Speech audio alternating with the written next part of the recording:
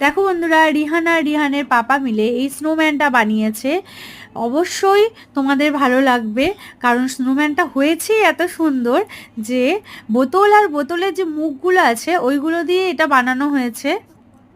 তো আর ভিউটা দেখো, পেছনে পেছনে ভিউটা খুবই সুন্দর ছিল, দেখার মতন ছিল। আর এখানে আমার বোন দেখো শাড়ি পরে ভিডিও বানাচ্ছে, আর এখানে আমি ছিলাম বসে ওদেরকে ভিডিও করে দিচ্ছিলাম।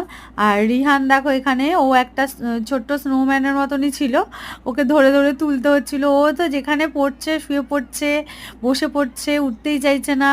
আর দেখো ঠান্ডার বোতল নিয়ে দাঁড়িয়ে আছে একটা ছোট্ট, কে এটা? সুমেন, ওই তো সুমেনের মতন ছিলাম। আমার তো ওইখান থেকে আসতে ইচ্ছে করছিল না। বন্ধুরা আমার কাছে লাইক কমেন্ট করে দাও, তাহলে আমি আবার বড়কে যাবো, ঠিক আছে?